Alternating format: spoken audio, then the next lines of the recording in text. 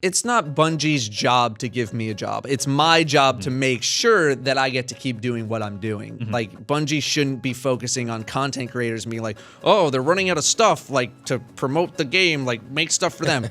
That's not how it goes. And it shouldn't go like that. If it I agree. Goes, well, just don't. It's my job to make sure that I can maintain what I'm able to do. And if I run into trouble, that's my problem. Yeah. You know. Well, let's segue into your topic actually. How has it been since Destiny 2 has been in dramatic decline? I was streaming last night. There were 25 people watching Destiny 1 and under 2,000 watching Destiny 2, the lowest numbers I've ever seen. On Twitch. Oh, I've seen it. I mean, granted, it's like at completely abnormal times, but I've seen it under 600 people at times. That is dramatically low. Yeah. No, it's been a struggle. I was, and many other people were pretty unprepared for, I think, how things ended up going down. And it's certainly been interesting trying to figure out how to just maintain the channel and just maintaining like Destiny appearances and all that, because at this point, you know, I'll do a stream on Tuesday that I've been doing for 3.5 years now. It's when I usually do all my raids and stuff on stream. And then after that, I'm off to other things. And Destiny videos, I don't want to just be like a news channel posting every day. Like, here's a little 3-sentence thing that somebody said about whatever. I don't want to do that. I'll have like my one video that like, oh, they talked about the raid update and the prestige update. I'll talk about that, sure. But like Crimson Doubles, like, yeah, it's Crimson Doubles. There's some stuff. Go have fun. Yeah. There's not a whole lot to say. Less detailed. Yeah. So have you adjusted? Not great. I mean, your Datto does Destiny, right? Yeah. How do you adapt? Like, are you Datto does Monster Hunter now? Is that the plan? I would. That's what I would think some people are considering me. I've logged almost 150 hours on Monster Hunter since release, and I'm trying to generate content, but it's very difficult to enter an already established community, right? It was easy for me to enter the Destiny community because it wasn't established. I was one of the very first people doing coverage. Like, love me or hate me, like at some point it was me, Destiny updates, and more console at the very beginning. And love me or hate me, or love them, hate them, that's all you had. So I was just one of your only options. With something like Monster Hunter, Division, Warframe, any of those games, they have established communities. They have their established creators. They have their experienced knowledge base. And to enter those and not only become part of that community, but an expert level contributor of that community requires hundreds and hundreds and hundreds of hours of just grinding away at the game, creating content, and all of that. That's why some of my Monster Hunter content so far has just been like, how to get Palico gadgets and how to farm money. It's just really easy, basic stuff, because that's all I really know. I don't know the game as in depth as some of these other guys like Eric's and Gaijin Hunter and all these other YouTubers. Who've played like all of them. Right, who've played every single Monster Hunter known to man. So entering those communities is very difficult, and you don't want to make a bad first impression either. You don't want to create a whole bunch of stuff that people are just like, what is this guy talking about? He's wrong with this, he's wrong with that. He hasn't played 1,000 hours, obviously. Right.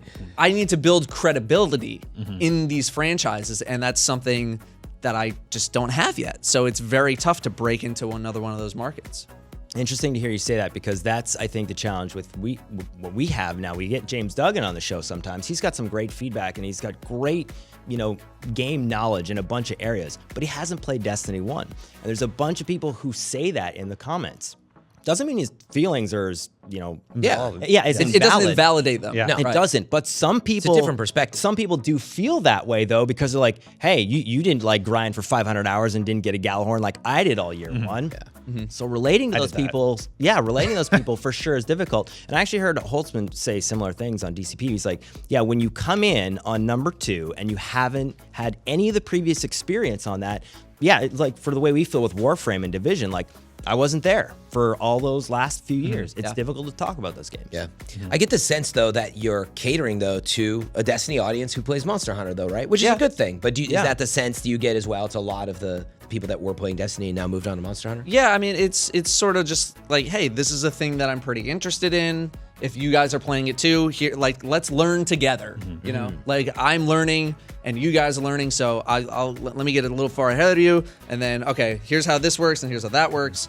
But it's not something that's gonna, you know, I'm not all of a sudden become a Monster Hunter channel. Right. Just that's not where my complete passion lies.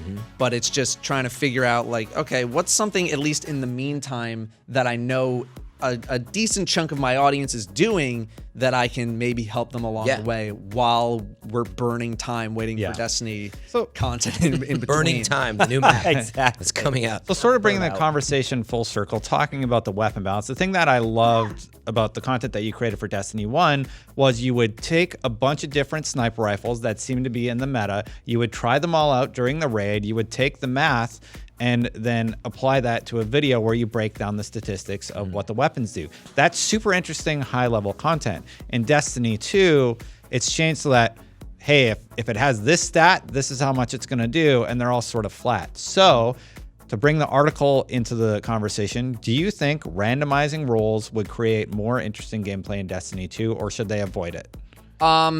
It would. I think it would, because it allows people to experiment.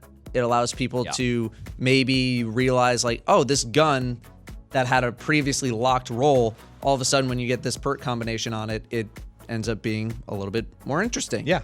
I don't know if we have the full weapon, like each weapon has basically its own archetype. Like hand cannons, you have the slow firing, the medium firing, and the high firing, and maybe a high rate of fire hand cannon in the game right now. I can't think of one off the top of my head besides Sunshot, but that doesn't count. Midnight Coup. Is Midnight Coup fast firing? 150, I think, RPM. Either way, I use it all the time. I mean, it's a good one. If there's like a vendor one that just has like a trash roll on it, if there were other perks on there that could maybe make that archetype better, it could see maybe a place in the meta. So I don't know. I'm sort of weird on random rolls. Like at first I kind of thought random rolls, I never considered random roll grinding to really be a grind in the game. It was just the kind of illusion of one. And for a long time I thought, if Bungie had replaced random rolls with an equally as satisfying grind experience, that people wouldn't harp on random rolls as much. Now I think, you know, having that perk variety would be nice. I don't think it's the, hey, random rolls are back, everybody come back. It's you know, much like everything else. I mean, Hey everybody, thank you so much for watching. Don't forget to subscribe to know when we go live. We do live streams regularly with the community where we answer your questions on air. And also you can check out this playlist of all our full episodes of Fireteam Chat. See you next time.